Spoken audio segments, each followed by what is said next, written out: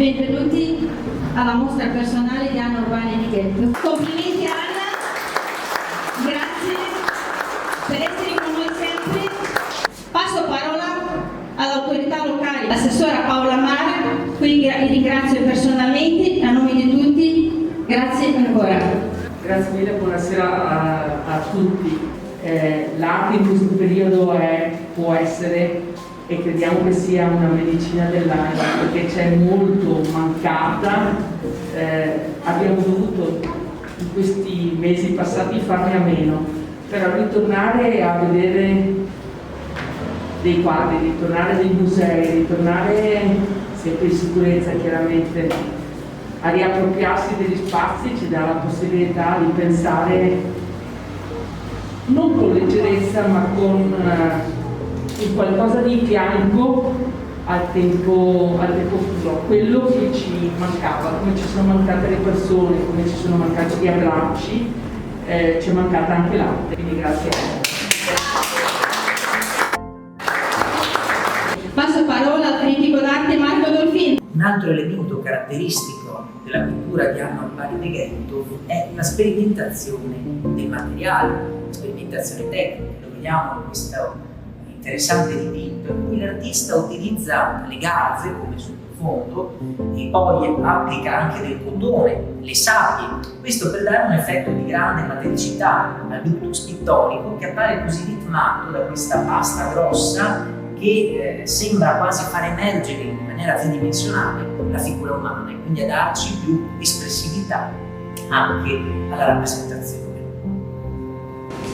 Nelle opere di Anna Urbani di Ghetto vediamo ci può essere anche una figura umana e nel caso di queste opere con le mie spalle la vediamo rappresentata però non come un ritratto di una figura reale, come quella di un personaggio o di una figura cara, ma anche in questo caso in una sorta di astrazione, un po' come si utilizzava a fare nella pittura antica, in cui una virtù, un concetto veniva personificato da una persona che era quindi un'allegoria. Anche Anna Urbani di Ghetto fa questo con delle personificazioni, delle figure che non esistono ma che vengono rappresentate, che sono rappresentazioni invece della propria interiorità, della propria anima. Lo vediamo in questa bellissima figura che emerge da questi colori verdi e blu, con questi occhi che guarda direttamente con grande introspezione allo spettatore.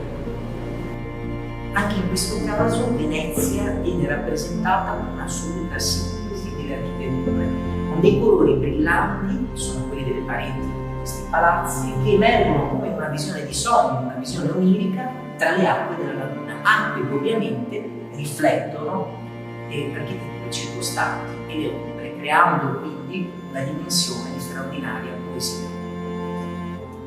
Quindi cara Anna, grazie ancora per il tuo impegno. Oggi quindi omaggiamo con la cornice di questa bellissima mostra personale tua.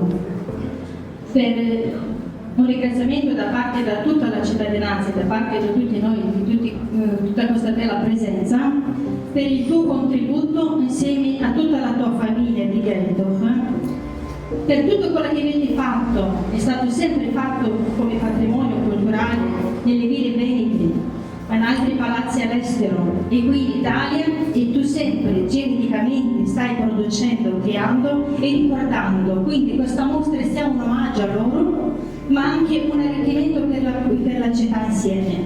Un grande applauso per la tua bravura, per il tuo talento e per la tua mostra e per tutto quello che tu stai donando. Grazie Anna Urbani di Ghetto, grazie a te.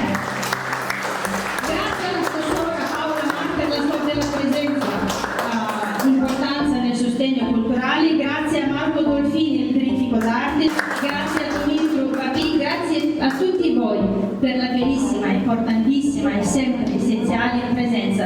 Grazie di cuore, buona visita della mostra, grazie.